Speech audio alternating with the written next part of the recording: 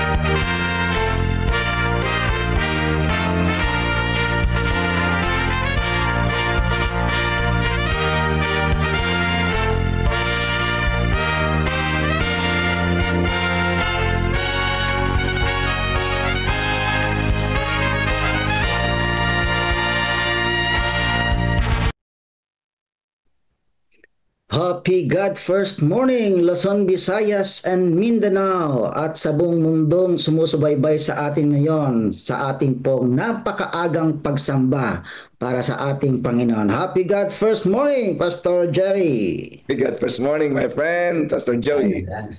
Happy God First Morning sa lahat pong narito. Bumati po muna tayo sa isa't isa. Happy God First Morning po, Pastor. Happy God First Morning po sa ating lahat. God first morning. Happy Sabbath po. Good morning. God first morning po. Joey.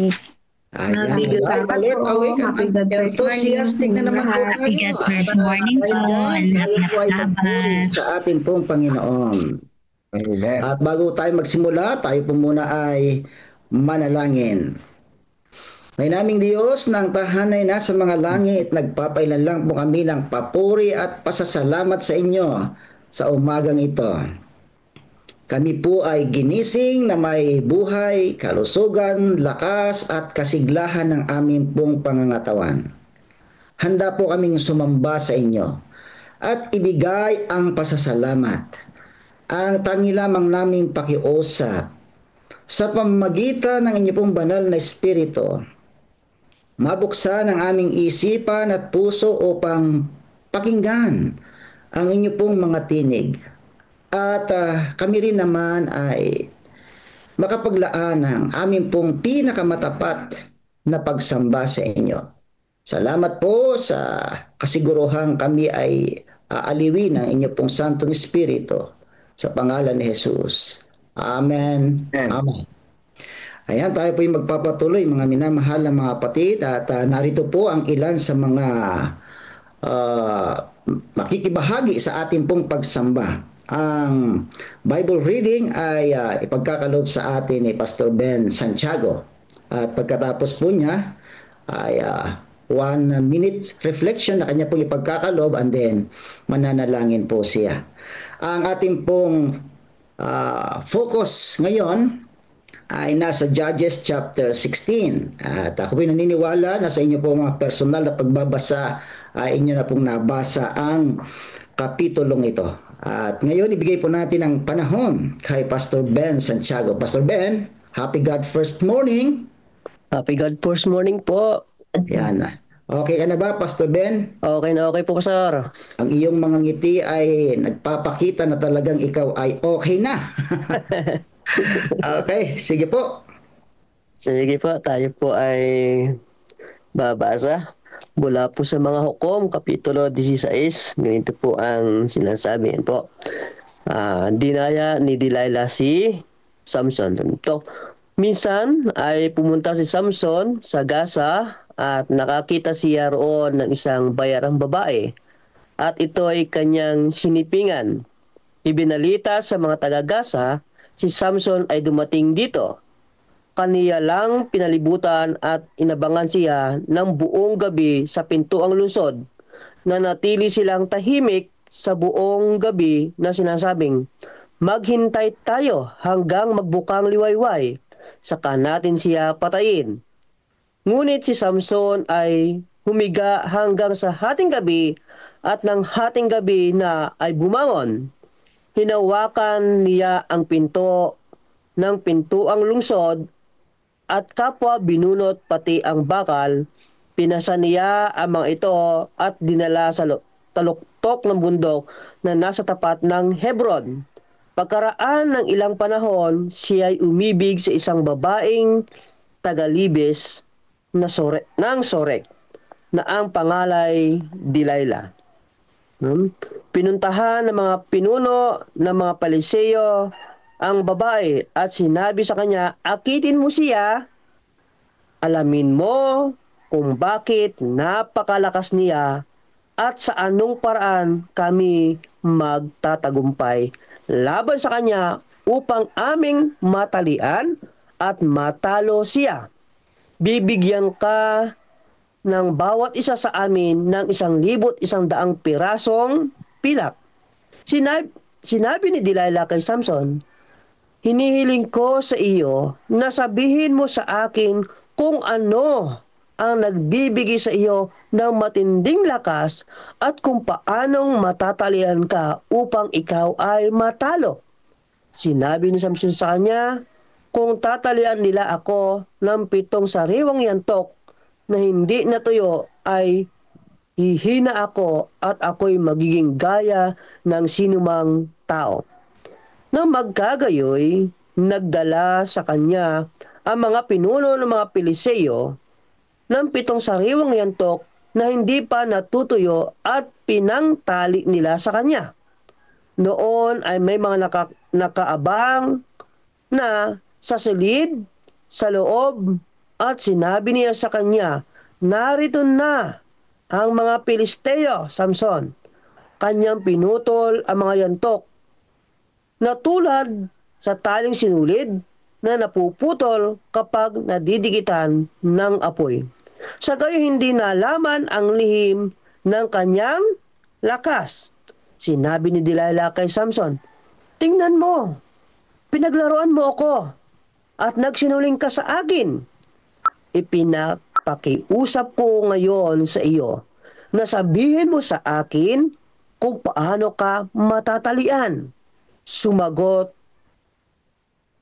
si Samson, kung tatalian lamang nila ako ng mga bagong lubid na hindi pa nagagamit, ay hihina ako at magiging gaya ng sinumang tao. Sa gayoy kumuha si Delilah ng mga bagong lubid at itinali sa kanya at sinabi sa kanya, narito na ang mga Pilisteo, Samson. Noon ang mga nakaabang ay nasa silid, sa loob na ng silid, ngunit pawang pinutol niya ang mga lubid sa kanyang mga bisig na parang sinulid. At sinabi ni Delilah kay Samson, hanggang ngayon ay pinaglalaroan mo ako at nagsisinungaling ka sa akin. Sabihin mo sa akin kung paano matatalian ka. At sinabi niya sa kanya, kung iyong hahabiin ang 7 tirintas sa aking ulo, nang hinabing kayo at higpitan mo ng pang-ipit, manghihina ako, magiging tulad ng sinumang tao. Kaya't habang siya natutulog, hinawakan ni Delilah ang 7 tirintas ng kanyang ulo at hinabi. At sinabi sa kanya, narito na ang mga Pilisteo, Samson. Siya ay gumising sa kanyang pagkakatulog at binunot ang pag-ipit ng panghabi at ang hinabi. Sinabi niya sa kanya, bakit nasasabi mo na iniibig kita, gayong ang iyong pag-ibig ay wala sa akin? Pinaglaruan mo ako ng 3 ulit at hindi mo sinabi sa akin kung ano ang nagbibigay sa iyo ng matinding lakas. Sa wakas, pagkatapos niyang pilitin siya araw-araw sa pamamagitan ng kanyang kasasalita upang mahimok siya, halos mamatay siya sa pagkainis. Kaya't ibinunyag niya kay Delilah ang kanyang lihim at sinabi sa kanya, walang pang-ahit na dumaan sa aking ulo, sapagkat ako'y naging nasirita sa Diyos mula pa sa tiyan ng aking ina. Kung ako'y ahitan, ihiwalay sa akin ang aking lakas. Ako'y hina at magiging gaya ng sinumang tao. Nang mabatid ni Delilah na sinabi na sa kanya ni Samson ang buong lihim niya, nagsugo siya at tinawag ang mga pinuno ng mga Piliseo na sinasabi, umahon pa kayong minsan, sapagkat sinabi na niya sa akin ang buong lihim niya. Na magkagayoy umahon ang mga pinuno ng mga Piliseo at nagdala ng salapi. Kanyang pinatulog ito sa kanyang kandungan at nagpatawag siya ng isang lalaki at ipinaahit ang 7 tirintas sa ulo nito. Nagpasimula itong manghina at ang lakas nito ay nawala. Sinabi niya, narito na ang mga Pilisteo, Samson. At siya'y gumising sa kanyang pagkakatulog at sinabi, ako'y lalabas na gaya ng dati at ako'y magpupumiglas. Ngunit hindi niya batid na ang Panginoon ay humiwalay na sa kanya. Hinuli siya ng mga Pilisteo at dinukit ang kanyang mga mata. Kanilang dinala siya sa Gaza at ginapo siya ng mga tanikalang tanso at siya ay pinagtrabaho sa gilingan sa bilangguan. Gayunman pagkatapos na siya maahitan, muling tumubo ang buhok ng kanyang ulo. Nagtitipon noon ang mga pinuno ng mga Pilisteo upang maghandog ng isang dakilang alay kay Dagon na kanilang Diyos at upang magsaya sapagkat kanilang sinabi, ibinigay ng ating Diyos sa ating kamay si Samson na ating kaaway.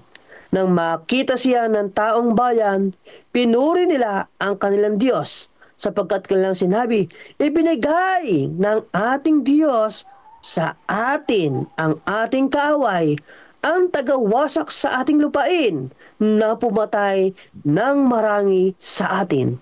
At nangyari nang natutuwa na ang kanilang puso ay kanilang sinabi, tawagin si Samson upang siya ating mapaglaruan. At tinawag nga si Samson mula sa bilangguan at siya ay pinaglaruan nila. Siya ay kanilang nilagay sa pagitan ng mga haligi. Sinabi ni Samson sa batang lalaki na umaakay sa kanya sa kamay, ipahawak mo sa akin ang mga haliging kinasasaligan ng bahay upang aking mahiligan. Noon ang bahay nga ay puno ng mga lalaki at babae. At ang lahat ng mga pinuno ng mga Pilisteo ay naroon. Sa bubungan ay may 3,000 lalaki at babae na nanunood samantalang pinagkakatuwaan si Samson. Pagkatapos ay tumawag si Samson sa Panginoon at sinabi, O Panginoong Diyos, idinadalangin ko sa iyo na alalahanin mo ako at idinalangin ko sa iyo. Palakasin mo ako na minsan na lamang, O Diyos, upang maipaghiganti kong minsan sa mga Pilisteo ang aking 2 mata. Si Samson ay umawak sa 2 gitnang haligi na kinasasaligan ng bahay at inihilig ang kanyang mga bigat sa mga iyon, ang kanyang kanang kamay sa isa at kanyang kaliwa sa kabila. Sinabi ni Samson, hayaan mo akong mamatay na kasama ng mga Pilisteo. Ibinuhos niya ang kanyang buong lakas at ang bahay ay bumagsak sa mga pinuno at sa lahat ng mga taong nasa loob. Gayoy ang mga namatay na kanyang pinatay sa kanyang kamatayan ay higit kaysa pinatay niya noong siya ay buhay pa. Pagkatapos ay dumating ang kanyang mga kapatid at ang buong sabayanan ng kanyang ama at kinuha siya, inihaon siya at inilibing sa pagitan ng Sora at Estaol sa libingan ni Mona na kanyang ama. Naghukom siya sa Israel sa loob ng 20 taon. Okay, napakaganda po ng bagay po nito. Okay, tingnan po natin. Sabi nga po dito sa huling bahagi po ng Judges o ng mga hukom ay bahagi ng buhay ni Samson, isang hukom na pinili ng Diyos upang iligtas ang Israel mula po sa kamay ng mga Pilisteo, no? Binigyan siya ng Diyos ng pambihirang lakas, no? Hanggang sinunod niya ang kanyang Nazarene vow, lalo na ang utos na wag gugupitin po yung kanyang buhok, nanatili ang kanyang lakas. Po natin. Sa 1 to 3, makikita po natin dito na si Samson ay nagpunta po doon sa Gaza. Po. No? Nakita natin na ilang beses na siya ay tinangka, nadakpin ng mga taga-Gaza. Pero bigo, no? At ilang beses din na tinatawag po natin na pinalak siyang patayin hanggang sa umibig po siya kay Delilah. Dito po ay si Delilah, isang bayarang babae, sinuhulan ng mga Pilisteo, at ilang beses din po na paulit-ulit niyang tinanong si Samson kung ano ang kanyang kahinaan, no? pinatulog hanggang sa sinabi niya yung kanyang kahinaan kung nasaan, hanggang sa gupitan siya, hanggang sa nadakip po siya ng mga Pilisteo. Tingnan po natin, ano mga ba yung mapupulot po natin dito, no? Sa umpisa po, ang pagbagsak po ni Samson, hindi po doon sa paggupit, no? Kung atin po titignan, yung tinatawag po natin, yung kanyang paulit-ulit niyang paglalaro sa kasalanan at tukso. Ito yung naging dahilan ng tinatawag po natin na pagbagsak ng Diyos. Ano? Ang tunay na lakas ng ating pong titignan ay hindi po galing sa tao, kundi sa Diyos. Makikita po natin nung sa huli, humiling po siya sa Diyos na bigyan muli siya ng lakas, pero ibinalik ng Diyos. Sa madaling salita, ang kahinaan ni Samson, ay yung kanyang paghiwalay sa Diyos at yung patuloy niyang paglalaro sa kasalanan. Kaya sabi niya, kaya niyang puksain ang kaway, ngunit hindi niya kayang talunin ang kanyang sariling pagnanasa. Kaya nga po sabi, yung tinatawag po natin na public enemy natin po ay walang iba kundi ang ating sarili. At ito rin ang magbabag sa atin, palayo po sa atin sa Diyos. Iyon ang isa sa mga naging kaaway ni Samson, hindi ang mga Pilisteo, kundi ang kanyang sarili at yung kanyang patuloy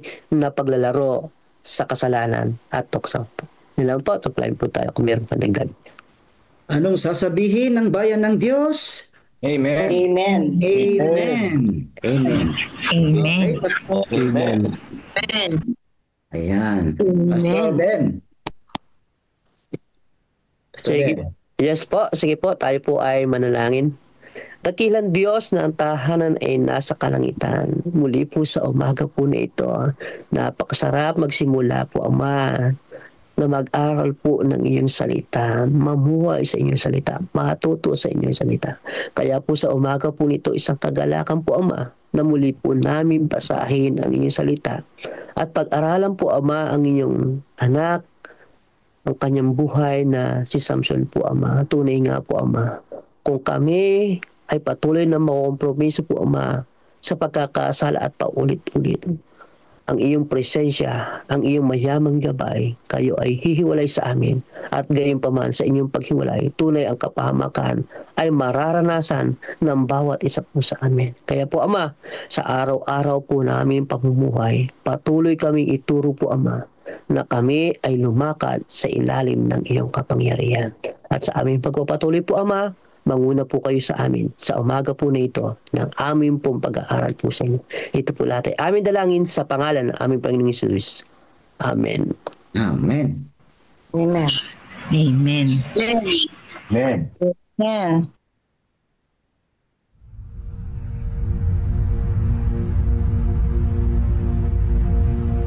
After Jesus returned to heaven, his disciples remained with the awesome task of taking the gospel to the whole world. Filled with the Holy Spirit, these men and women proclaimed the message they had received with boldness and power, reaching out to all corners of the then known world. But it was not without great opposition, first from the Jews, then from the Roman state. Many Christians were faithful to the point of death, suffering torture and humiliation from cheering onlookers at the Circus Maximus and Colosseum in Rome and throughout the empire. However, the blood of the martyrs only paved the way for the further spread of the gospel. After years of persecution by the Roman emperors, one of them, Constantine, professed conversion to Christianity in 312 AD. Now Christianity became popular, but it resulted in many pagan practices and symbols entering the church, particularly in Rome. The Bishop of Rome assumed more and more power and authority and began to oppose and oppress all who recognized Jesus alone as the head of the church and who accepted the Bible alone as the supreme authority. To escape this increasing persecution, God's true people withdrew to the wilderness areas of Europe. In northern Italy, the Waldenses took refuge in the mountains. While many were slain, the light continued to shine in the darkness. God was still in control, and he began to raise up men like Wycliffe, Huss, Tyndale, Luther, Calvin and Zwingli to stand for his truth. They stood for the Bible alone, faith alone and Christ alone. In 1798, in fulfillment of Bible prophecy in the book of Daniel, The religious and political supremacy of the Roman Church was temporarily reduced when General Berthier removed Pope Pius VI from his throne. Consequently, in the decades that followed, there arose a great awakening of interest in the prophecies of Daniel, and many were convinced Jesus was soon to return. In the United States, the Baptist preacher William Miller was joined by hundreds of other preachers in their expectation of the return of Jesus in 1844. However, when Christ did not return in 1844, further Bible study led a small group to discover that Christ's ministry in the heavenly sanctuary was an explanation for their great disappointment. They discovered that the Bible taught that the seventh day was the Sabbath that Jesus had set aside for his people. Slowly they came to understand that their mission was to preach the three angels' messages of Revelation 14. Their goal as Seventh-day Adventists was to preach with power the everlasting gospel and to prepare the world for Christ's return. More than 160 years have now passed, years that have brought 2 world wars, numerous military campaigns, financial depression, the rise of atheism and secularism, as well as a booming world population, with natural disasters increasing in frequency and intensity. Today, the Church's mission and message is more relevant and urgent than ever in its history. Jesus is coming soon, and the world must be warned. Prepare to meet your God. Ayan, maraming salamat. Ang ating pong magbabasa sa ating pong morning devotional, Lest to Forget, ay si Pastor Chrismar Dagot. Ngunit bago po niya basahin, ay nais ko po muna siyang ipanalangin. Minaming Diyos, kami po ay muling lumalapit sa inyo. Magbubulay-bulay ng inyo pong mga salita. Ang aming pong pakiusap, patuloy po namin maramdaman ang inyo pong pangangasiwa. At narito po si Pastor Chrismar Dagot. Siya po ay mangunguna para sa aming pong morning devotional reading book.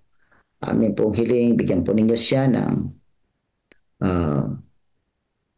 magandang tinig upang kanya pong maipamahagi ang inyo pong mga salita at patuloy po kaming matuto sa kasaysayan ng inyo pong iglesia. Ito po ang aming dalangin sa pangalan ni Jesus. Amen. Pastor Chrismar. Good morning, Pastor Chrismar. Ayan. Kita ko na ang magandang ngiti ni Pastor Chrismar. Naka-mute po kayo, Pastor Chrismar.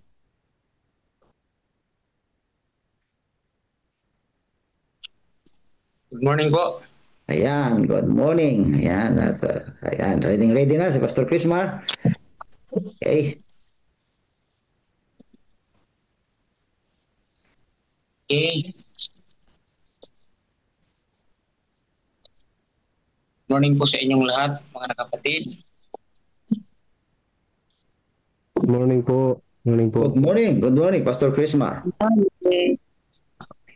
Alright, ang title po ng ating devotional ngayong November 29 ay mayroon pong pinamagatang ang pagsisipi sa organisasyon ng Iglesia at ang session ng General Conference noong 1903.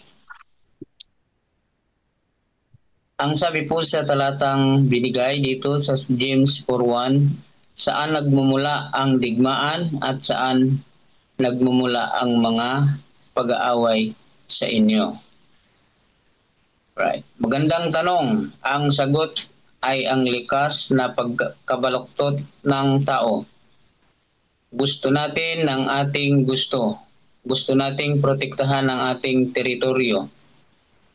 Totoo ito sa bawat individual saan man, maging sa kanilang pamilya o profesional na buhay.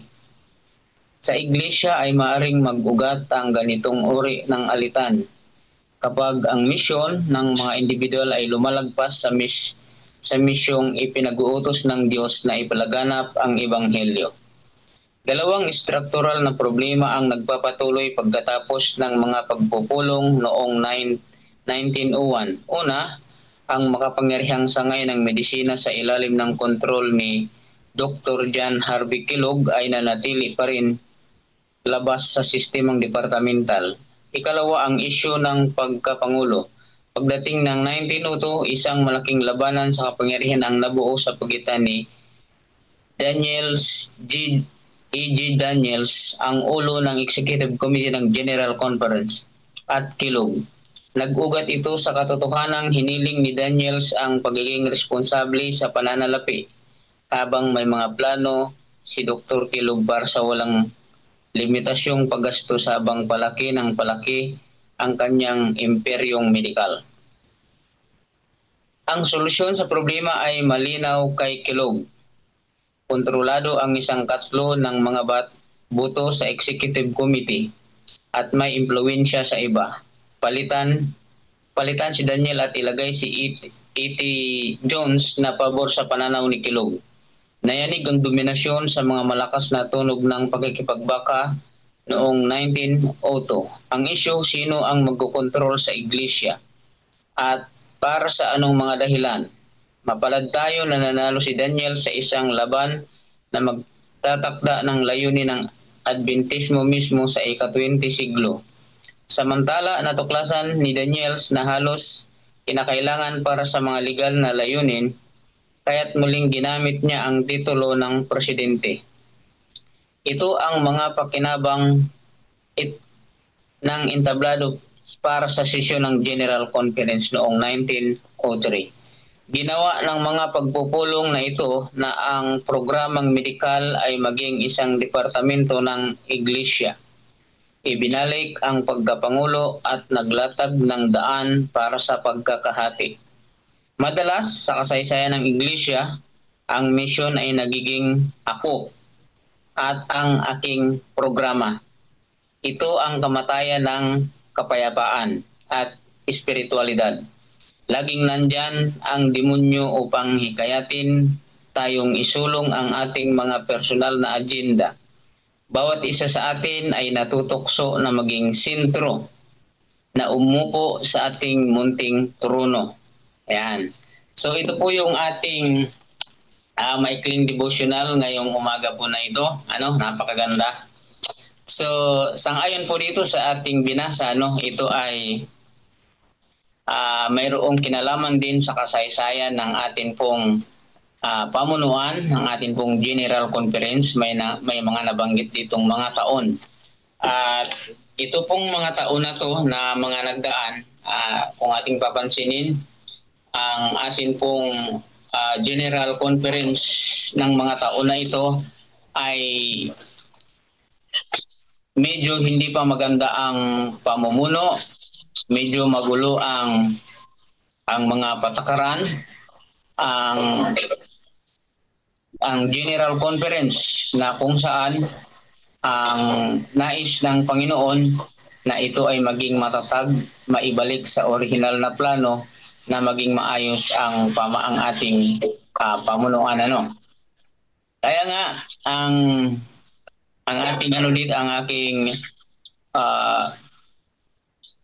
reflection sa umagang ito, yung ating paglilingkod sa Panginoon pala ay palaging dapat nakasintro sa Panginoon, hindi sa ating mga sariling motibo, sa ating mga sariling kagustuhan. Kasi kapag mga sariling kagustuhan lang ang ating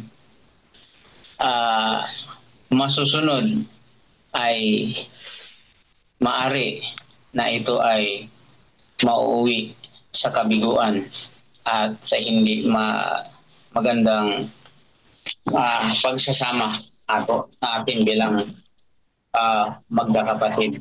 Ganun pa man, alam nating lahat na ang Panginoon ay hindi niya pababayaan ang kanyang mga anak. Kaya nga nandito ang ating propesiya upang tayo ay hikayatin na tayo ay magkaisa sa gawain at ang ating paglilingkod ay may sentro lamang natin sa Panginoon. Sa ganitong pangyayari lamang tayo magkakaroon ng magandang paglilingkod sa ating Panginoon. Huwag nating gamitin ang ating mga posisyon, ang ating mga impluwensya, ang ating mga kapangyarihan para lang masabi na tayo ang dapat masunod uli kaya naman tayo ang bida. Di ba? So, ang tunay pala na paglilingkod sa Diyos, kailangan ito ay nasa puso natin. Hindi ng ating sariling mga motibo. So, ito po ang akin pong reflection ngayong umaga po, mga kapatid. Ayan. So, maraming salamat, Pastor Chris Mar Dagot, sa inyo pong magandang mensahe, pamamahagi ng ating pong morning devotional. Kaya, blessing po ang sumainyo sa araw pong ito. Ano pong sasabihin ng bayan ng Diyos? Amen. Amen. Amen. Okay. Amen. Amen. Amen. Ang mensahe. Tayo po ay magpapatuloy, mga kapatid, sa ating pong pag-aaral at pagsamba sa ating pong Panginoon. At ang katlong mensahero po natin ngayong umagang ito ay si Pastor Seth Magas naman para sa ating 40 days of prayer. Ano po? Ngunit bago po natin siya mapapakinggan, tayo po muna ay manalangin muli. May naming Diyos na ang tahanin na sa mga langit, patuloy po kaming lumalapit sa inyo. Nagpapasalamat sa mensaheng amin pong narinig na ipinagkaloob po ni Pastor Chris Mar Dagot. Salamat po sapagkat sa kabila na ang inyo pong iglesia sa mga nagdaang mga henerasyon ay mayroon pong mga hindi pagkakaintindihan sa leadership, ngunit patuloy ninyong pinagnubayan, pinangunahan.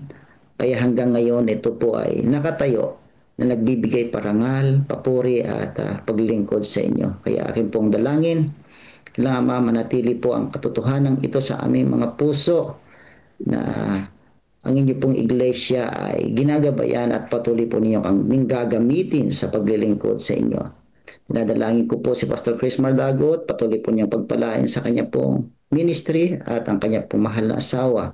Kung magkagayon ay magpatuloy po sila sa paglilingkod. At ngayon, muli po namin pakikinggan ang inyo pong mga salita at mga katotohanan magpapatibay ng aming pong pananampalataya sa pamamagitan po ni Pastor Seth Magas. Ang aming po hiling, maranasan po namin ang pagbubukas ng aming isipan ng inyong pong banal na espiritu at magkaroon pa kami ng malalim na pangunawa sa inyo pong mga salita na magpapatibay, magpapasigla at kami po'y susulong sa aming pong paglilingkod sa inyo.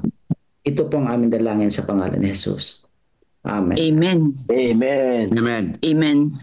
Okay, so si Pastor Seth Magas po ang ating pong tagapagsalita ngayon para sa ating 40 days prayer. Ano po? Ang kanyang topic po ay The Sabbath Rest. Ibigay po natin sa kanya ang pagkakataon. Pastor Seth? Hey, good morning po. Narinig niyo ba ako? Yes. Malamig na umaga, mga kapatid. Malamig po rito sa Florida. Binabati ko po kayo ng isang masayang araw po ng Sabado. Happy Sabbath. Happy God First Ito pong ating babasahin, yung ating babasahin. At pagkatapos po ay ating pong ipapaliwanag ng mas maliwanag upang maunawaan po natin ang kapahingahan ng araw ng Sabado ay napakahalaga. Mga kapatid, ang Ebanghelyo ay ipinakwita sa kwento ng paggalang. Sa Genesis ay mababasa po natin ganito. Natapos ang paglikha sa langit at sa lupa at ang lahat na naroon. Na ikapitong araw ay tinapos ng Diyos ang kanyang gawa at nagpahinga siya na ikapitong araw mula sa lahat ng kanyang ginawa. Dito po yung natutuklasan natin, ang Diyos ay gumawa at pagkatapos ay nagpahinga. Ngunit kabaligtaran ang naging sitwasyon kay Adan. Una, pumasok siya sa kapahingaan ng Diyos sapagkat ang ikapitong araw na Sabado ang una niyang buong araw ng buhay. Pagkatapos niya pumasok sa kapahingaan ng Diyos sa ikapitong araw, sa kasiya ng trabaho. Ganito rin ang pagkasunod ng pagtubos sa Diyos. Sa pamamagitan ni Kristo, tinapos ng Diyos ang gawain ng pagtubos sa pamamagitan ng kanyang walang dungis na buhay, kamatayan at pagkabuhay na magmuli. Nagsimulang maranasan ng tao ang kapahingaan ng Diyos sa pamamagitan ng pahinga sa ginawa na ng Diyos para sa Kanya. Ipinapahinga niya ang kanyang buhay sa katotohanan, namatay si Jesus para sa kanyang kasalanan at ibinigay sa kanya ang buhay na walang hanggan bilang libreng kaloob. Ipinagpahinga niya ang sarili sa katotohanan, ang katuran ni Kristo ang tumakip sa kanya. Ipinapahinga niya ang sariling katotohanan sa cross ay nabasag ng kapangyarihan ng kanyang makasalanang likas. At siya ngayon ay malaya upang maglingkod sa Diyos araw-araw. Nagpapahinga siya sa katotohanan si Kristo ay nabubuhay sa kaniya. At isinasabuhay ang kaniyang buhay sa kaniya kung pipiliin lamang niya payagan siya.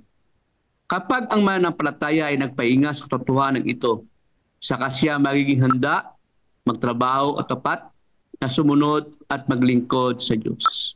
Sa buhay ministeryo, ang kapahingang ito ay kailangan upang tapat siyang makapaglingkod. Sa kapahingang ito, tinatanggap niya ang panampalatayan ang ginawa ng Diyos para sa kanyang pagtubos at lubos siyang nagtiwala kay Kristo. Sa Hebreo 4, makikita natin ang malinaw na paglalarawan ng kapahingahan sa kwento ng kabiguan ng Israel na pumasok sa kapahingahan ng Diyos sa panahon ng kanilang paglalakbay sa ilang. May natitira pang kapahingahan para sa bayan ng Diyos sapagkat ang sinumang pumasok sa kanyang kapahingahan ay nagpahinga rin sa sariling gawa.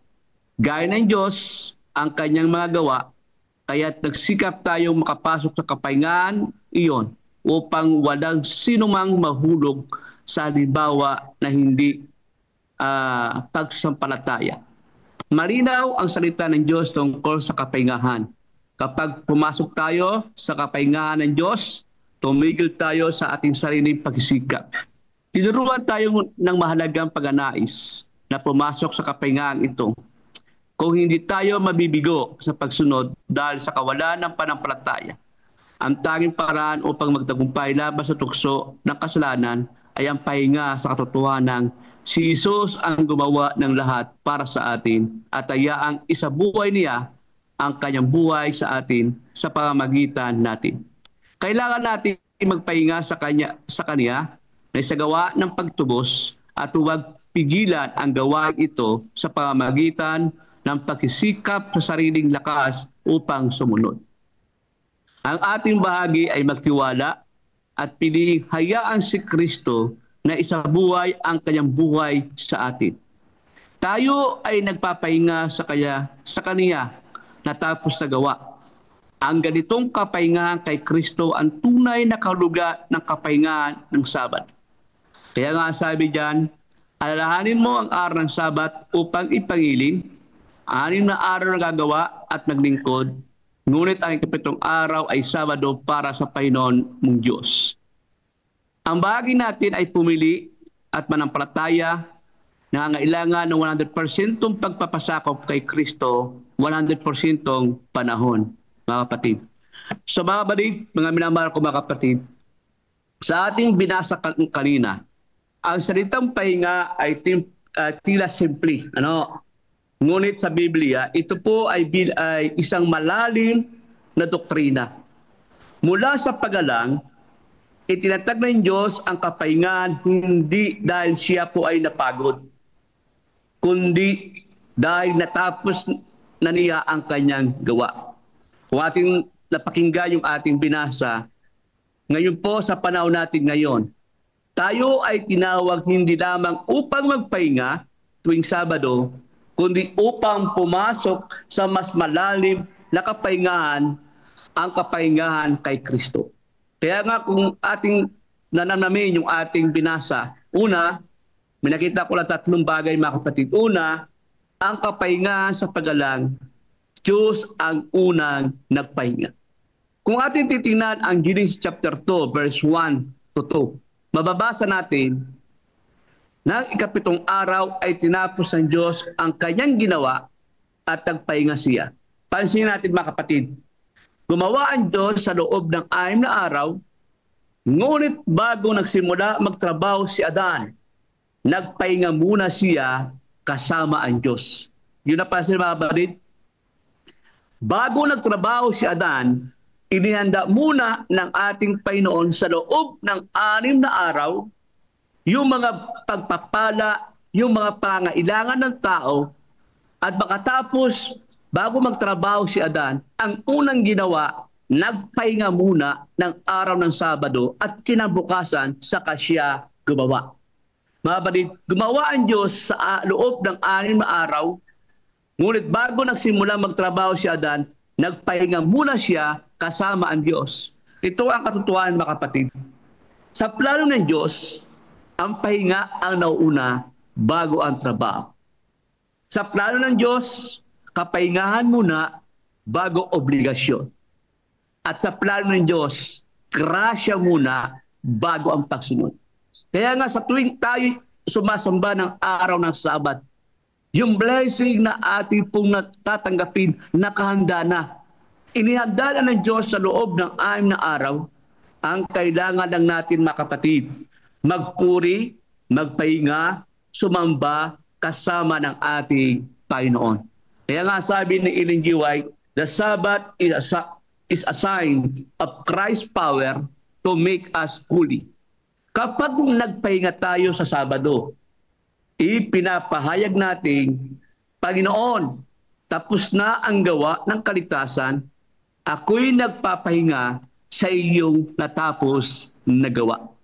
Ang pangalawa na pansin ko doon sa ating binasang mga kapatid, ang kapahingahan sa pagtubos, Kristo ang natapos na gawa.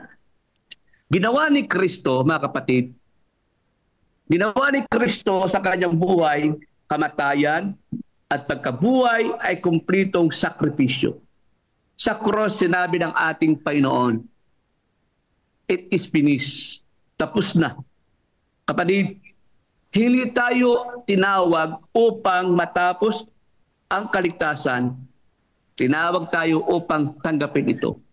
Sa tunay na kapahingahan, mga kapatid, sa ating binasa kanina, tinanggap natin na sapat ang dugo ni Kristo, na kung saan tinatanggap natin na ang dugo ni Kristo ay sapat na tayo'y naligtas.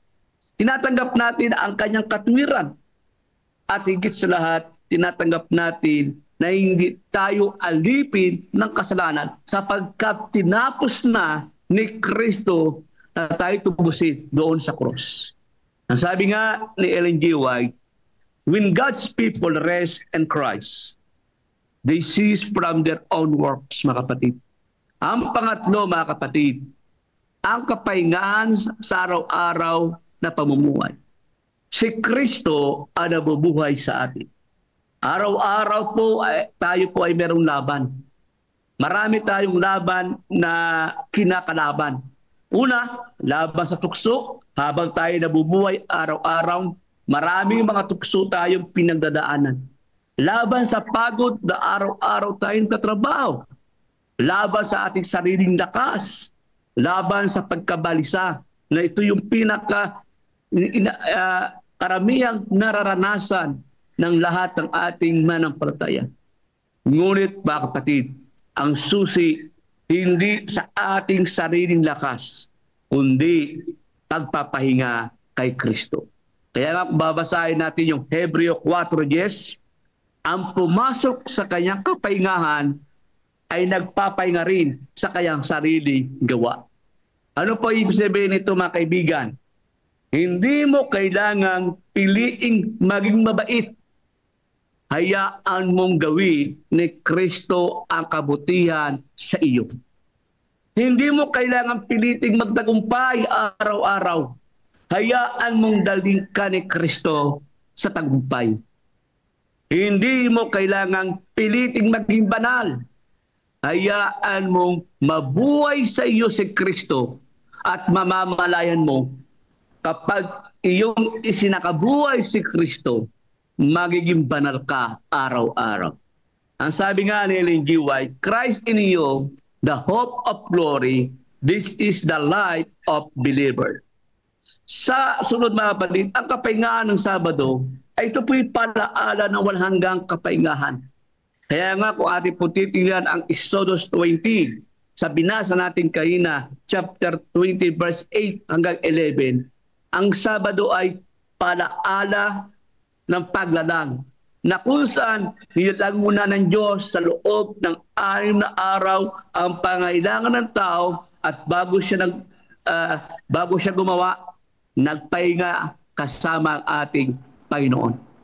Ang araw ng Sabado po ay palaala ng pagtubos na si Kristo ay namatay para tayo ay matubos sa ating mga kasalanan. Ito ang Sabado po, pag tayo nagpupuri at sumasamba, ito po'y palaala ng pahinga espiritual. Kaya mga kaibigan at mga kapatid, kapag Sabado, hindi lamang natin iniiwasan ang trabaho, tayo po ay pumapasok sa presensya ng ating Panginoong Diyos. Kapag nagpahinga tayo tuwing araw po ng Sabado, tinatanggap natin ang pag-ibig ng Ama, tinatanggap natin ang kapatawaran niya, tinatanggap natin ang kapayapaan, at tinatanggap natin ang kanyang natapos na gawa dito sa ibabaw na lupa. Sabi nga ng ating propeta, to all who receive the Sabbath, it is a sign of complete trust in Christ. Ang panawagan sa atin mga kapatid, 100% surrender, 100% rest in Christ.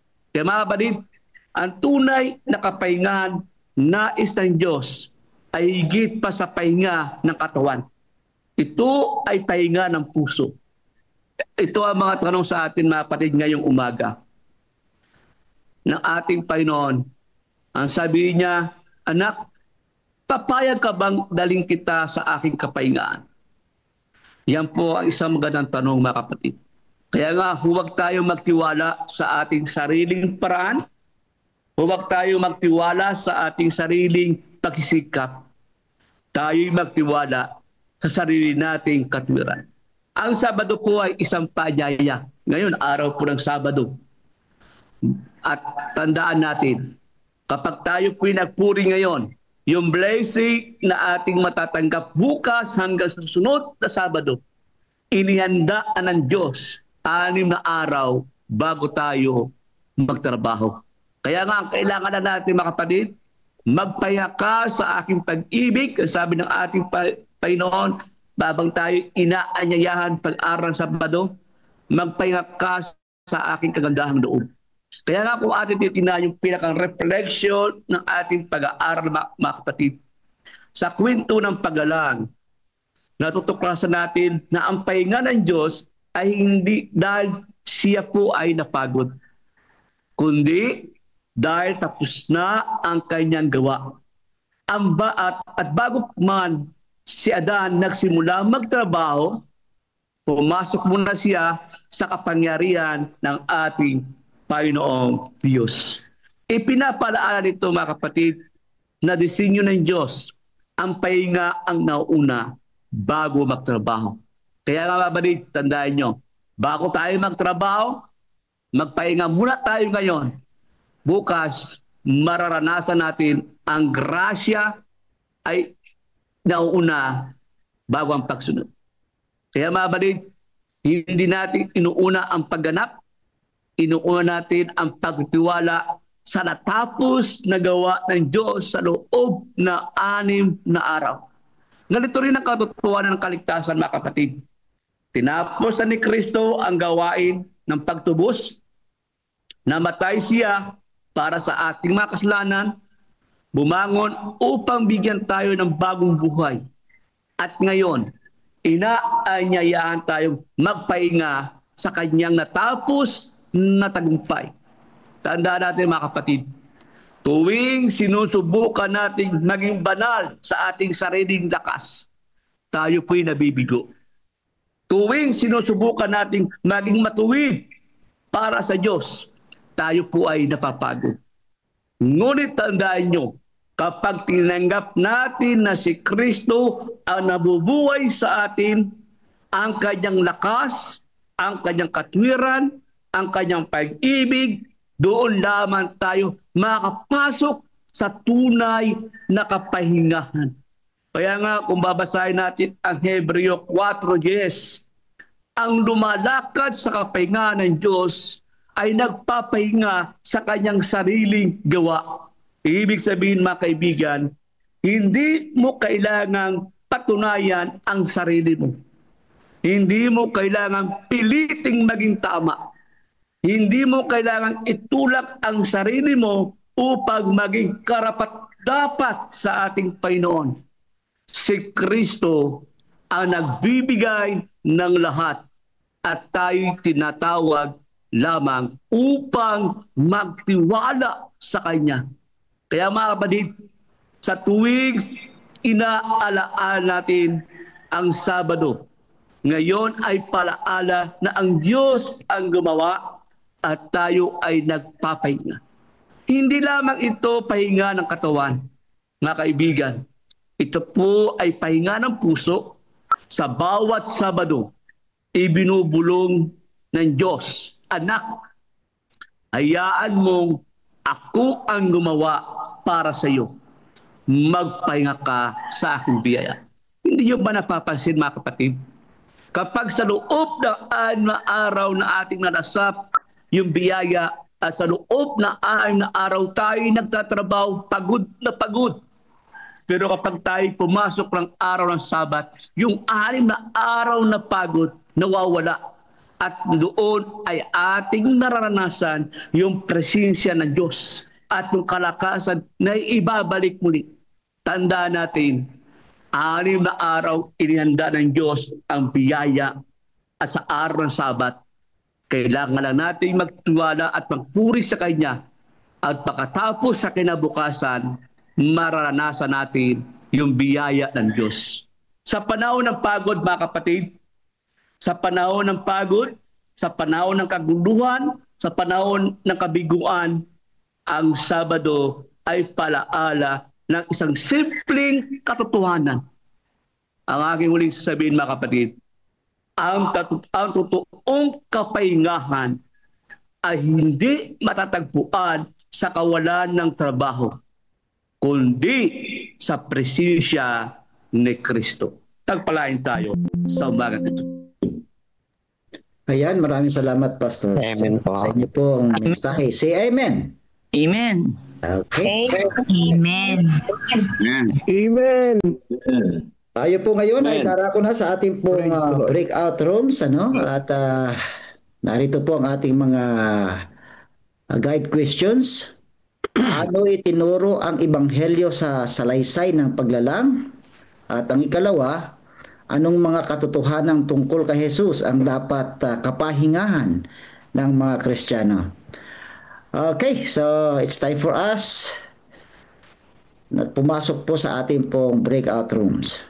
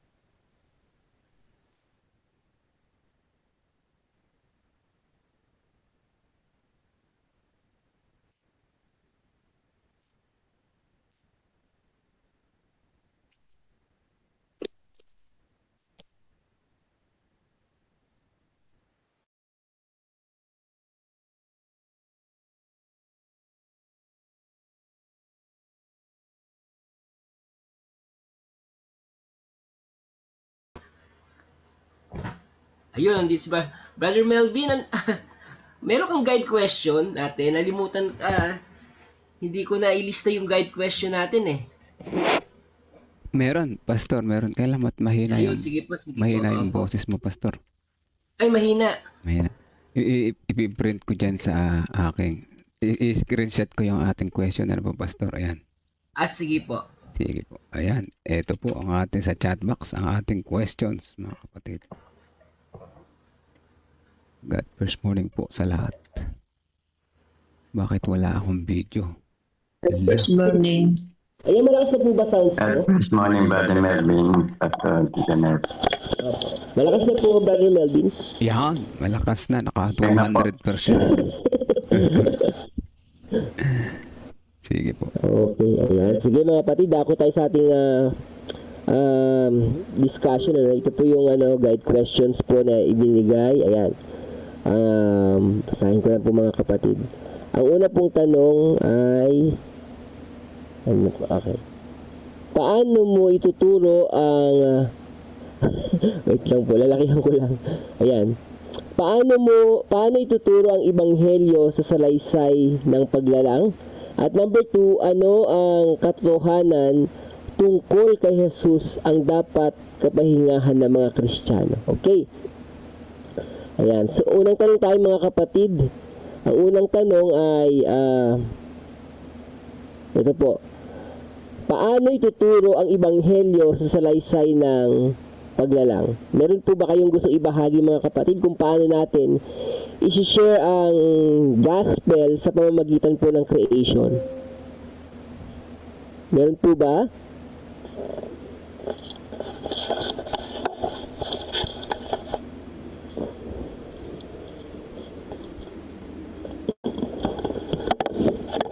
May gusto po i-share mga kapatid? Morning, Pastor. Okay, morning po, Brother Sunny. Sige po. Hindi po, sabi po, sa madaling sabi po, doon po sa tanong number 1, itinuturo po ng paglalang bilang ang ebanghelyo po ay itinuturong bilang pundasyon ng ebanghelyo ng ating Panginoon na siya pong lumikha, na ang ating pong Yesu Kristo, na siya pong tagapagmana at ang kanyang pag-ibig ay nagpapanumbalik ng lahat patungo po sa perpekto na pinapakita niyo sa bawat isa sa atin. Yan lamang po. Amen. Maraming salamat po, Brother Sunny. Ayan. Okay. Ayan. Tunay po mga kapatid, diyan naman po sa paglalang ay makikita natin ang kamay ng ating tagapagligtas, yung kanyang pag-ibig sa atin, at maging yung kanyang sakripisyo mga kapatid ay naisalarawan doon right after the creations doon nagkasala yung sila Adan at si Eva, at makikita natin ebanghelyo, yung gospel doon mga kapatid. Okay, thank you very much Brother Sunny. May gusto po mag-share mga kapatid ko? Ayan. Subukan ko po, Pastor. Sige po. Kaya lang, pasensya na po. Ayaw bumukas ng aking camera o hindi nakasaksak yung USB pong para mapagano ko yung papatayin ko yung Zoom. Kaya sige lang. Ganyan na lang muna na po. Sa mga kapatid, paano nga ba itinuro na ang ebanghelyo, no? Sa salaysay ng paglalang, sa creation. Tinuro dyan yung ebanghelyo sa lesson natin explain. Sabi dito ay sinalaysay yung paglalang ang ebanghelyo sa pamamagitan ng pattern. May pattern na ang Diyos ay gumawa muna for 6 days. Tsaka siya nagpahinga. Ano po? Pero ang tao, nagpahinga muna bago gumawa. Yan si Adan, ano? Anong nangyari doon? Si Adan ay nilikha after ng 6 days, ano? At ika-6 na araw. At sa buong unang araw niya sa sanlibutan, mga kapatid, ano? Pumasok muna siya sa kapahingahan ng Diyos bago siya nagtrabaho. Gusto kong idein, Pastor Jonel, yung ginawa ni Adan, ano? Opo. Pumasok muna siya sa kapahingahan ng Diyos bago siya nagtrabaho. Sa madaling salita, mga kapatid ko, tapos na ang gawain ng kaligtasan sa pamamagitan ni Kristo sa panahon natin. Ano, ito ang ebanghelyo eh. Tapos na ng Diyos ang gawa ng kaligtasan pamamagitan ni Kristo. Kanyang buhay, yung kanyang kamatayan, yung kanyang muling pagkabuhay, yan ang ebanghelyo eh. Ang tao ay hindi nagsisimula sa paggawa. Hindi tayo mag-start. Ginawa na ni Jesus, ano? Kundi nagsisimula magpahinga sa natapos na gawa ni Jesus. Yan ang ebanghelyo. Ano po? Tapos ano pa? Pagkatapos lamang natin pumasok sa kapahinga ni Kristo, yan ano? Sa kanyang biyaya, kapatawaran at katwiran, doon tayo makakapaglingkod at makakasunod ng tapat, ano mga kapatid ko. Kagaya ni Adan, mga kapatid. Pumasok siya sa kapahingahan ng Diyos. Ganon din tayo dapat, ano? Papasok muna tayo sa kapahingahan ni Kristo bago tayo makakapagsimula makapaglingkod, makasunod ng tapat. Bakit? Sapagkat kapag ginawa natin pumasok sa kapahingahan ni Kristo, ang kanyang kalooban ng ating gagawin, hindi yung gusto natin, mga kapatid, ano? Hindi yung gusto natin, kaya tayo makapaglilingkod ng tapat, susunod ng tapat, mamumuhay ng tapat. Be like Jesus because Jesus lives in us, mga kapatid.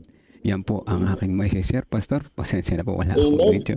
Thank you very much, Brother Melvin. No? Talagang dito pa lang sa prinsipyo po ng creation ay makikita natin at talaga God first, no? Yes. Ay dapat siya una sa ating puso, sa ating damdamin, maging sa ating mga prioridad sa buhay. Una natin siyang, dapat po ang ating Panginoon. Okay, thank you very much po, Brother Melvin, for sharing. Ayan, Brother Dan. Ganda yung sinabi ni Brother Melvin, naunahan ako. Ikaw kasi elder, ay mo kunahan. Kasi napakalalim ng mga sinabi ni Pastor Seth kanina. Talagang busog na busog ako, mga kapatid. Pero gusto ko i-share, mga kapatid, ang ebanghelyo patungkol sa paglalang. Wala pang tao, mga kapatid, may ebanghelyo na. Bakit? Ay inuuna na niya yung paglalagyan sa atin kompleto. Talagang sabi niya, lahat ng ginawa niya mabuti. Bago tayo nilalang, ay ginawa na niya yung paglalagyan sa atin. Kaya isa yun sa napakabuting ebanghelyo na ginawa ng ating Panginoon. Tungkol naman sa kapahingahan, ay hindi siya nagpahinga dahil siya napagod. Diba? Kaya kung tayo pupunta tayo mangingila ng Sabat, dahil tayo napagod sa sanlinggong paggawa, parang mali. Di po ba? Ang Sabado ay hindi natin pwedeng gamitin. Tayo pagod na pagod sa trabaho, matutulog tayo, o hindi na tayo pupunta ng simbahan kasi hindi natin kaya sa kapaguran natin. Maling-mali. Kasi ang Panginoon ay, sabi nga, ay hindi siya namahinga dahil siya napagod. Kaya ang instruction ng ating Panginoon talaga, kung ating susundin, ay napakasarap ng ating mararanasan, lalo't sa panahon ng kapahingahan na inihanda niya sa bawat isa sa atin. Yun lang po, kapatid. Amen. Maraming salamat po. Ayan, so bago pa man ang paglalang, andyan na po ang ebanghelyo po. Ayon po kay Brother Dan. Totoo po yung mga kapatid, kasi inuna tayo ng ating Panginoon, so dapat ay talagang unahin natin ang ating tagapagligtas. Talagang pag-ibig ng Diyos ay nangingibabaw, mga kapatid, na nilikhaan niya tayo ng dakong kalalagyan natin. Ganyan po ating tagapagligtas. Okay. So, meron pa ba sa first question? Bago tayo sa second question, at nagtalakay na rin ni Brother Dan yung tungkol sa kapahinga ng mga kapatid. Baka sige, buuin na lang po natin. Baka may gusto share doon sa dalawang mga question. Okay, ulitin ko yung tanong, mga kapatid, no? Sa una ay paano itinuturo ang ebanghelyo sa salaysay ng paglalang at ano ang katotohanan tungkol kay Jesus ang dapat kapahingahan ng mga Kristiyano. Ayan. Pastor, dagdag ako sa may nakita akong magandang pandugtong doon kay Elder Dan, ano? So isa pang ebanghelyo, no, sa salaysay ng paglalang. Nakita ko ang pag-ibig ng Diyos, ano po, sa tao pa rin, ano. Kagaya ng sinabi ni Elder Dan, nandiyan na lahat, nakaredy na ng ating gagamitin, ang ating kailangan ng bago nilangin ng tao. Diyan nakikita ang pag-ibig ng Diyos, ano po, para sa atin. Ganoon din naman si Jesus, ano, tinapos niya na yung gawain ng kaligtasan. Ibig sabihin, mahal talaga niya tayo, ano. Ang kailangan na lang natin ay magpahinga. Saan? Kanino? Kay Kristo, ano po. Kaya yan, ano, yan ang sinyalis ng pag-ibig ng Diyos sa tao, ay palaging nangingibabaw, ano. Inuuna niya tayo palagi. Kaya marapat lamang na tayo rin ay unahin natin siya, ano. Kaya nga meron tayong God first, ano po. Sa ating stewardship revival, God first, yan. God first my lifestyle. Yun lang po. Amen. Yeah. So mga kapatid, napakahalaga talaga. Dagdag ko lang din po, Pastor. Sige po, Brother Sammy, sige po. So yung sinabi po ni Elder Dan sa ni Brother Melvin po na talagang kung titignan nga po talaga natin yung pag-ibig ng Diyos sa atin, di ba? Kaya kung ite-treasure po natin yung pag-ibig ng Diyos sa atin, talagang makikita po talaga natin yung kabutihan ng Diyos. Hindi lamang po ang pag-ibig ang dapat natin i-treasure, kundi yung buhay na pinagkalob niya sa bawat sa atin, no? Yung buhay na pinagkalob sa atin, di ba? Pagbangon pa lang natin sa umaga, tinitreasure na natin, na kinikilala natin na Panginoon ang siyang nagbigay muli ng panibagong buhay. So, mga kapatid ko, kaya nga po yung araw ng kapahingaan pinagkalob sa atin. Sabi nga ni Brother Dan, Elder Dan, na hindi po dahil napagod ang Diyos, kundi nagpahinga siya dahil wala na po siyang gagawin. Natapos na po niyan lahat. Yung po ang pinakano doon. Kasi kung may gagawin pa siya, sigurado hindi pa po siya magpapahinga. So ganun din po mga kapatid. Binigyan po tayo ng 6 na araw ng Panginoon. Ibig sabihin sa 6 na araw, tapos na ang dapat natin gagawin sa 6 na araw. Kasi kung paano Panginoon, tinapos na po sa 6 na araw. So ganun din po dapat tayo na tapos na po yung dapat natin gagawin sa linggo. Kaya dapat ipahinga na po natin yung araw ng Sabat. Kasi alam natin na ang Panginoon ang unang nagpahinga sa araw ng Sabat. At ito po ay pinigay niya pong halimbawa sa bawat isa sa atin. Yun lang po. Pwede po mag-share ng Sige po, sige po. Opo, sige po. Kasi po naalala ko yung aking pong tatay. Yung pong aking tatay, nung po siya nabubuhay, ay talagang namulat po kami na pagka po araw ng Biyernes, basta dapat 4:00 ng hapon ng Biyernes, nakagayak na yung tubig, nakagayak na yung kahoy. Pagkatapos yung buhok po niya, nakagupit na rin, nakaligo na siya. Talagang nanghanda na siya. Yung pong tights niya, naka-envelope na rin. Naka-ready na lahat. Kaya bago dumating yung Sabado, ready na lahat. Talagang fresh na tingnan yung aking tatay. Yun ang namulatan namin. Kaya napakaganda talaga yung tayo susunod sa instruction ng ating Panginoon. At tayo rin yung unang-unang maayos, mga kapatid. Hindi lang panlabas, kundi pati kalooban natin ay malinis, maayos, nahaharap sa Panginoon sa araw ng kapahingaan. Amen. Amen. Thank you very much po. Ito yung mga kapatid. No? Kaya dapat ang paghahanda dito, mga kapatid, para sa araw ng Sabat. Totoo po yun . Hindi lang araw ng Biyernes talaga, kundi yung buong Sanlinggo ay paghahanda natin sa pagharap natin sa ating Panginoon. Kaya, tunay na napakabuti niya, mga kapatid, kasi throughout that week, sinustay niya na tayo for us to be able to rest on Sabbath. Nakasama natin ang ating tagapagligtas. Okay. Ayan, may gusto bang mag-share bago tayo dumako sa ating mga panalangin, mga kapatid? Kasi dagdag pa ako. Napakaganda ng share ni Elder Dan, ano po. Isang tunay na napakagandang pamana yun, Elder Dan, mula sa iyong mga magulang, Kaya mga kapatid, meron tayong napulot ngayong umaga na isang maganda pa additional sa ating lesson, Meron na tayong pamana sa ating mga anak.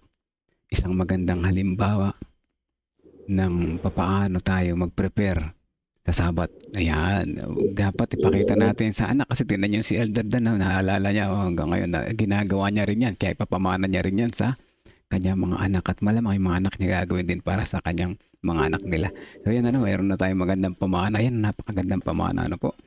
Sige po, Pastor, balik sa'yo.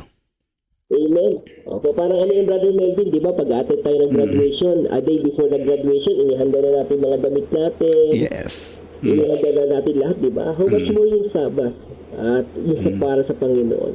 Amen. Thank you very much, Brother Dan, for sharing your experience. Ito po hopefully maging gabay ng bawat isa patungkol po sa paghahanda ng araw ng Sabbath, para hindi nagpapanik pag araw ng Sabbath, biglang gagawin ng lahat, ay nawawala na po si Jesus Christ sa ating puso pag gano'n lang nangyayari. Pero pag a day or a week before Sabbath ay handa na tayo, ay napakasarap po sumamba sa ating Panginoon, mga kapatid. Pastor, last na. Para sa number 2. Sige po, okay lang, Brother Mel. Sige po.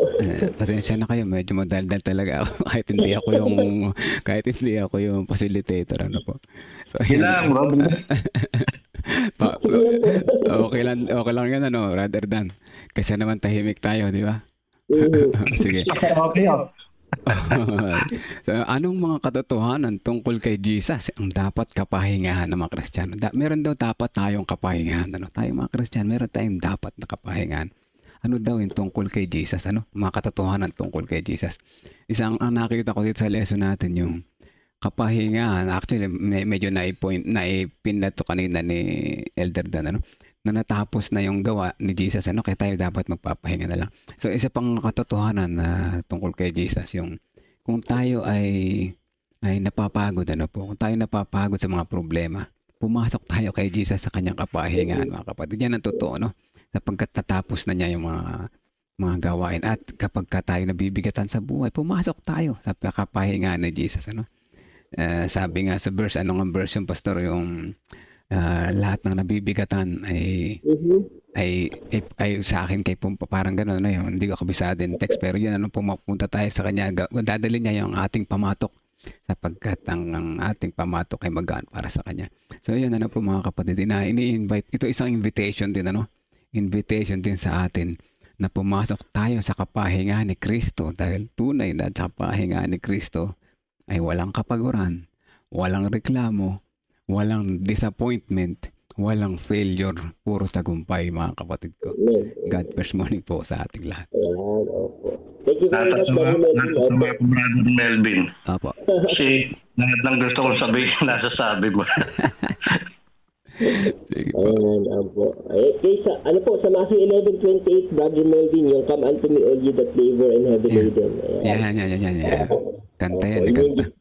Oo, napagandang talatang ito, mga kapatid. Kaya yung kapahingahan po, mga kapatid, kay Kristo, talagang package, no? Una, sa bigat ng mga kasalanan natin, kapag overwhelmed tayo sa mga kasalanan natin, sabi niya, if you confess your sin, I am faithful to forgive you from all your sins and to cleanse you from all unrighteousness. Ito yung kapahingahan kay Kristo, no? Kung tayo nabibigatan sa ating kasalanan, kasi nabanggit ni Brother Melvin yung kapahingahan sa gitna ng mga kalungkutan, problema, mga suliranin, ayan. At yung kapahingahan din sa pamamagitan ng pagsunod, kasi totoo, mga kapatid, na minsan parang ang hirap sumunod, hindi po ba? Na parang ang bigat-bigat sumunod, ngunit pagsunod, mga kapatid, ito yung kalooban ng ating Panginoon. Kung tayo na sa Kanya, sabi nga sa topic kanina, ay masusunod natin yung Kanyang kalooban. Sabi, if you love me, you will keep my commandments. Kaya kung una ang pag-ibig sa Diyos, napakadaling sumunod, mga kapatid, at hindi mabigat. Ayan, at yung kapahingahan sa mga pangako ng ating Panginoon. Kumbaga, Brother Melvin, ang mundo napakagulo, ang mundo ang daming problema. Pero kapag iniisip mo yung pangako ng pagparito ng Panginoon, nagkakaroon ka ng kapahingahan sa puso mo na napakasarap na i-reflect mo na, mawawala rin ng mga bagay na to at darating na si Jesus. Yes. Parang, Amen. Opo, kaya lalo na ngayon sa ating mundo, no, ang daming iniisip tulad ng mga political na mga kaisipan, manood ka ng television, parang gulo-gulo ng kaisipan ng mga tao. Pero we are fortunate, mga kapatid, we have this God first morning. Kasi ang ating puso ay nagpo-post, nagkakaroon tayo ng political hiatus. Kumbaga, dapat i-rest ito at ang Panginoon lang makapagbibigay ng rest sa ating puso at kaisipan upang isipin natin ang ating tagapagligtas kaysa sa mga bagay na meron sa mundong ito. Okay. Ayan, mga kapatid. So, baka may gusto pang humabol, mga kapatid, bago tayo pumunta sa ating mga prayer request and mga prayer of thanks. May gusto po bang mag-share, mga kapatid? Baka meron pa kayong gustong ibahagi sa inyong puso. Naubos na sa akin, Pastor. Naubos na tayo, brother. Kasi maubos na rin yung oras eh. Kaya nga, sige po. So, tayo dumama na sa panalangin. Hilingan po natin si Brother Dan na siyang manalangin po sa supplication. Okay na po ba, Brother Dan? Kayo po sa supplication? Okay lang po, Pastor. Okay lang. Okay po. At si Brother Sunny sa prayer of thanks. Pwede po, Pastor. Okay. At Brother Melvin, okay lang po kay Brother Melvin sa adoration at ako na po sa confession? Sige po, adoration. Confession po kayo, Pastor, o ako adoration and confession? Ano po, kayo po yung sa adoration. Sige po, adoration and confession po kayo. Tapos si Brother Sunny sa Thanksgiving at si Brother Dan po sa supplication. Okay po. Sige po. Okay po. So, Pastor, pasama po natin sa prayer yung pong tatay po ni Pastor Nelben. Nasa critical po siya ngayon. Opo, nakasama na po yan sa listahan. Ano po? At mababasa ni Elder Dan. So mga kapatid, mag 30 seconds silent prayer tayo. Brother Melvin. Yes po. Palit po kaya tayo kasi hindi ako masyadong manood dun sa mga pangalan na yun eh. Sige, wala pong problema. Kayo po sa adoration and confession. Ako po sa supplication. Ano po? Sige po. Palit na lang. Palit. Malaki rin yung screen ko dito. Sinlaki ng isang TV. So ganito, 30 seconds silent prayer tayo, Pastor. Kapag humina na yung music, Elder Dan, go ahead na po kayo sa prayer po. Let's pray po mga kapatid. Sa 30 seconds na ito mga kapatid, ibulong na natin yung gusto natin isama sa panalangin. Lahat yan. Walang tayong dapat na ilihim sa Panginoon. Let's pray po. Okay.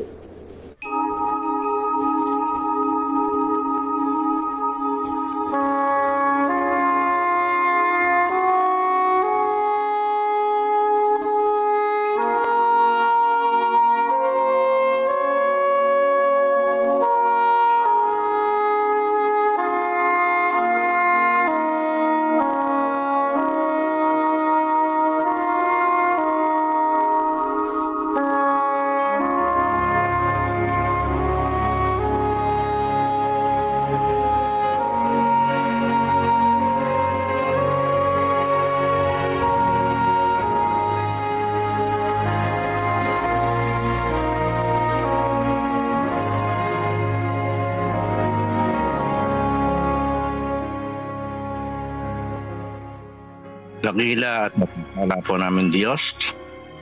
Happy Sabbath po dyan sa langit na bayan. Ama, labis ang aming kagalakan sa umagang ito na minsan pa po ay muli niyong ibinalig ang aming mga buhay. Maraming salamat po sa umagang ito na binigyan niyo kami ng mga patotoo, mga testimony na nagpapaalala sa amin ng inyo pong kabutihan sa amin. Inyo po'y dakilang Diyos, napakabuti niyo po sa amin. Salamat sa inyo pong paglalang na pat pinatunayan ninyo na kailangan ninyong ihanda muna ang aming dapat kalalagyan. Salamat po Ama sa karapatang ito. Ang bawat sa amin ay nakakaunawa ng inyong mga banal na salita. Salamat po sa mga instruction na kung ito lamang ay patuloy namin susundin, kayo ay hindi po mahihiwalay sa bawat isa sa amin. Ama, sa kabila po ng inyong kabutihan, ay patuloy din namin nararanasan sa aming mga buhay ang pagkakasala. Nararanasan po namin na kung minsan ay nanghihina kami na hindi po dapat maranasan ng bawat isa. Sapagkat mayroon kaming Panginoon na siya ay una nang nagtagumpay. Kaya ang tagumpay po namin ay hindi po namin mararanasan kung wala ang Panginoon. Kaya po sa umagang ito, tangi po namin hinihiling, puli niyo po kaming kahabagan, patawarin, linisin sa namang uri ng aming mga pagkakasalang nagawa sa inyo. Upang sa banal na araw na ito, makaharap po kami na may malinis na puso, karapat dapat na maglingkod po sa inyo. Ito po ang aming dalangin sa pangalan ng Diyos. Patuloy po kami, Ama, no lumalapit sa iyong pong banalapan. Salamat po, Ama, na muli niyo po minulat ang aming pong mga mata sa araw po ito.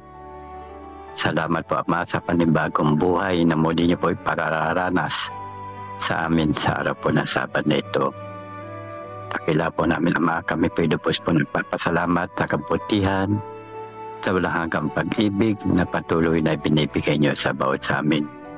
Bagaman kami po ay nakakagawa ng mga pagkakasala, pagkukulang, minsan kami ay lumalayo sa inyo, ulit kayo po Panginoon at patuloy na naghihintay na kami po ay bumalik sa inyo. Kaya nga po, Ama, sa mga oras pong ito, kami po lubos nagpapasalamat dahil po sa mga kasalanan, mga pagkukulang na amin pong ginagawa.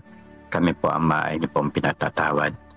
Amang Banal, nagpapasalamat din po kami, Ama, sa kapahingahan na pinakalob nyo sa bawat sa amin, na kami, na inyo pong mga anak, ay binigyan nyo ng kapahingahan upang una, kami po ay magkaroon po ng magandang kondisyon ng pangatawan. At yun hindi po, Ama, kami po ay magkaroon po ng kapahingahan na kami po ay makasama nyo sa pagsamba at pagpuri. Amang Banal, salamat po rin po sa mga pagpapala na pinagkakalob nyo sa bawat sa amin.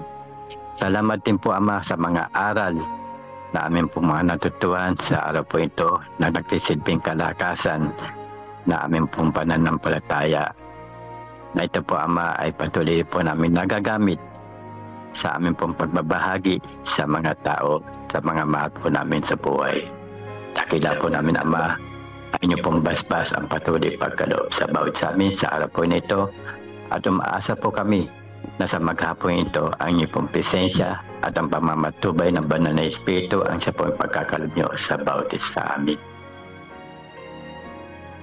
Sa pagpapatuloy po, Ama, sa aming panalangin, nais po muli naming ihayag ang pasalamat sa iyo sapagkat sa umaga na ito, tunay na naramdaman namin ng iyong pagmamahal sa amin, o dakilang Diyos. Narito po ang aming mga kahilingan para sa umaga na ito.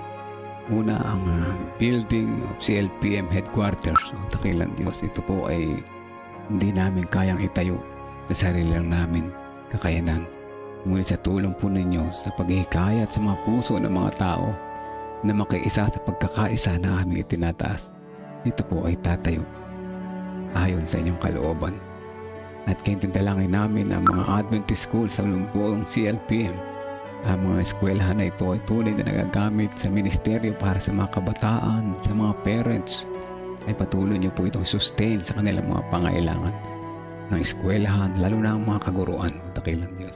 Gayun din ang groundbreaking sa November 30 at ang constituency meeting sa December 8 and 9. Kasama na rin ang church building na ginagawa sa Umpukan sa Lindefonso, ang Voice of Youth na ginagawa sa nagagawin sa Saguing Church at sa Valdez de la Paz. Gayun din ang praise program sa November 29 sa Klaa.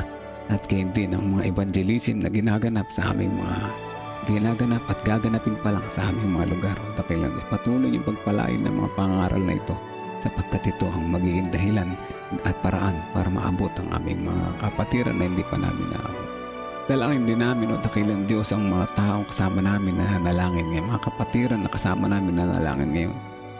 Ang sambahayan ni Sister Marlene Dasoy, ang sambahayan ni Brother Sunny Talusan, ang sambahayan ni Pastor Jonel Popoy, ang sambahayan ni Elder Dan Cruz, ang sambahayan ni Sister Emily Grabillo, ang sambahayan ni Sister Maricar Tiglao, ang sambahayan ni Sister Minda Soriano, ang sambahayan ng bawat isa na kasama namin na nasa Zoom platform na ito, at lalo higit ang sambahayan na nakikinig kasama namin na nanalangin sa Facebook platform, sa discipleship ministry. Ang ating mga kapatid, ang ating mga kaibigan na nariyan ay tunay na na-bless sa umaga na ito. Dakilang Diyos, maaari po ba?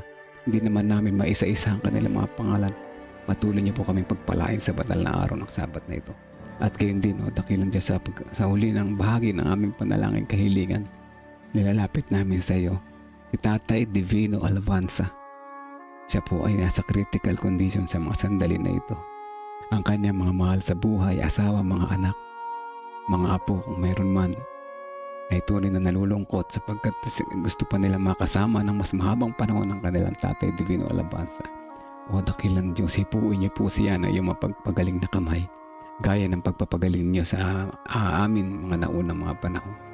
Kaya hindi lalong higit ibinibigay namin ang inyong kalooban ang mangyari sa mga panahon na ito. At dalangin namin na si Tatay Divino Alvanza gusto pa namin makasama ng kanyang mga mahal sa buhay, o dakilang Diyos. Pagalingin niya po siya kung kinakailangan ng himala sa kanyang buhay ngayong araw na ito. Dalangin din namin ng galingan at kalusugan sa mga sumusunod naming mga kapatid.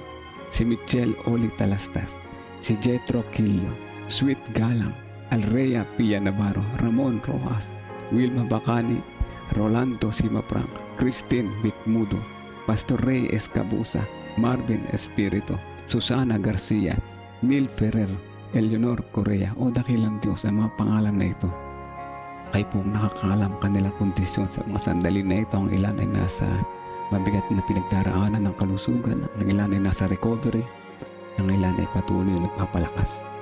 Patuloy niyo pong ipagkaloob ang kagalingan at kalakaran sa bawat isa na ito. Nais po nila maglingkod sa iyo nang walang iniisip na ibang mga problemang pangkalusugan.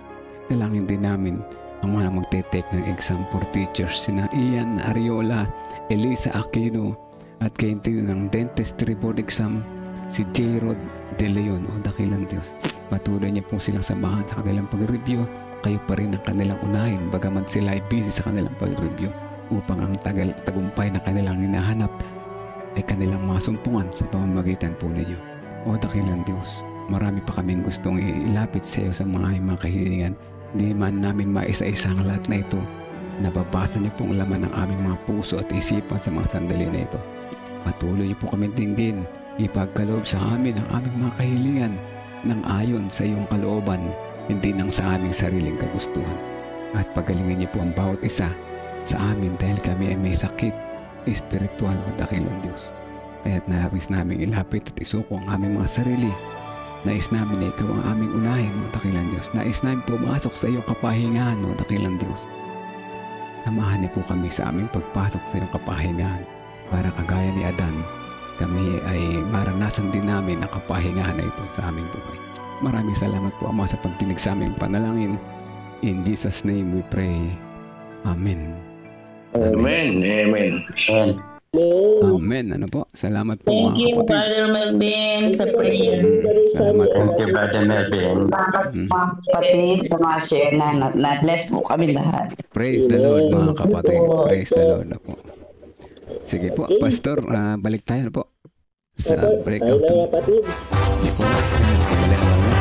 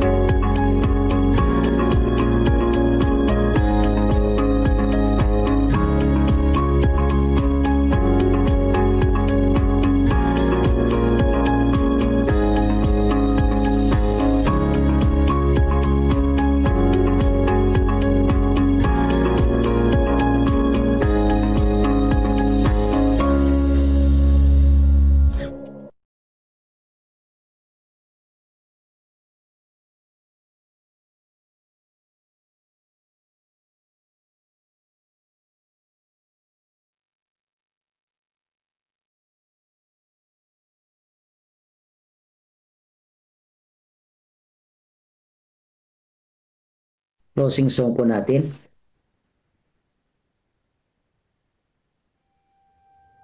Ang misyon ay hindi natatapos sa ating mga iglesia. Ito ay patuloy na isinasabuhay sa ating mga tahanan, sa ating mga komunidad at sa bawat puso na nagmamahal sa Diyos.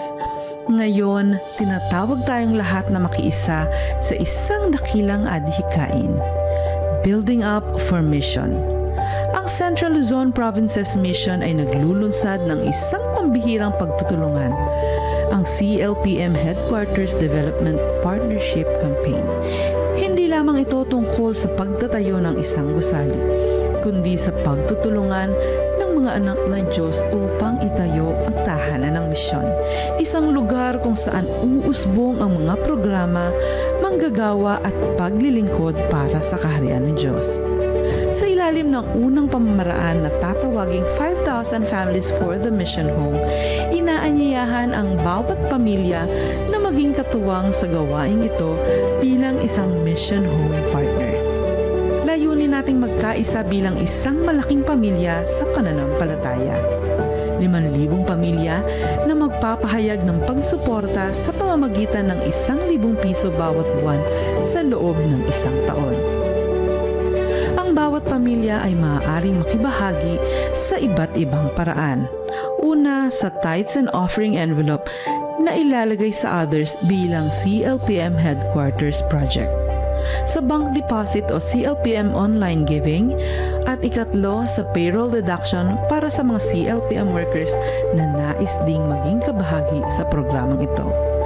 Ang mahalaga ay sama-samang paglahok dahil sa Diyos, bawat pamilya ay mahalaga. Bilang pagkilala, ang bawat Mission Home Partner ay tatanggap ng Mission Home Partner Plaque at ang kanilang mga pangalan ay itatala sa Wall of Faith ng bagong CLPM Headquarters. Ang mga iglesyang magpapakita ng lubos na pakikibahagi ay kikilalanin bilang Faith Builder Churches. Sa bawat quarter, tayo ay magtitipon sa pasasalamat upang ipagdiwang ang mga kwento ng pananampalataya sa mga panalangin ng pag-asa at ang kabutihang ginawa ng Diyos sa ating kalagitnaan. Ito ay higit pa sa proyekto. Ito ay pagkakaisa. Higit pa sa kontribusyon, ito ay partnership sa misyon ng Diyos. Building up for mission, every family a builder.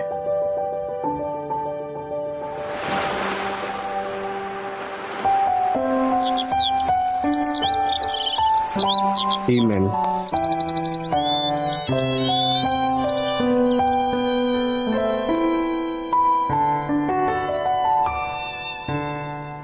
Kapag kay Kristo'y tayo'y magtatapat, sa lahat ng bagay ay magiging sapat. Sa bawat oras namang patnubay, tiyak na kakamtin walang hanggang buhay. Ang Diyos ay nangako sa mga taong tapat, sa lahat ng bagay ay magiging sapat. Atin siyang purihin sa lahat ng oras, awit ng pagluwalhati ating itaas.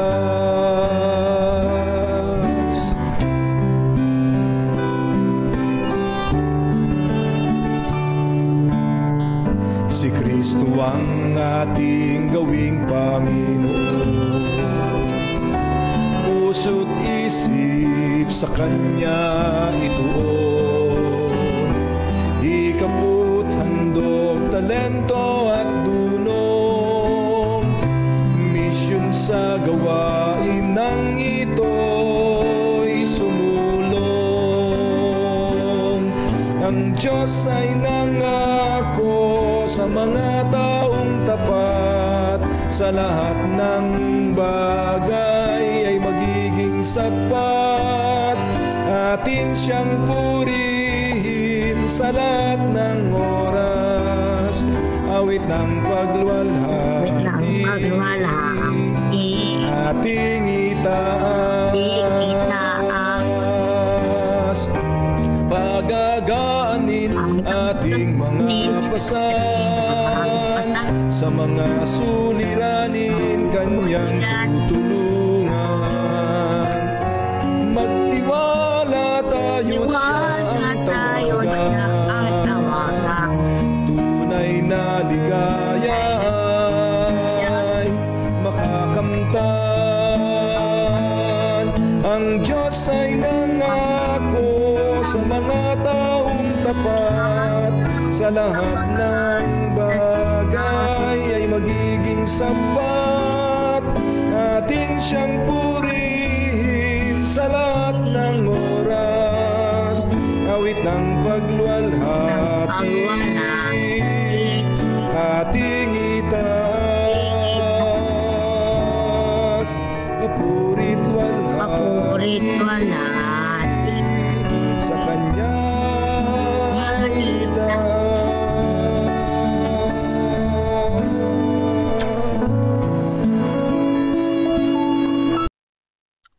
Pastor Seth,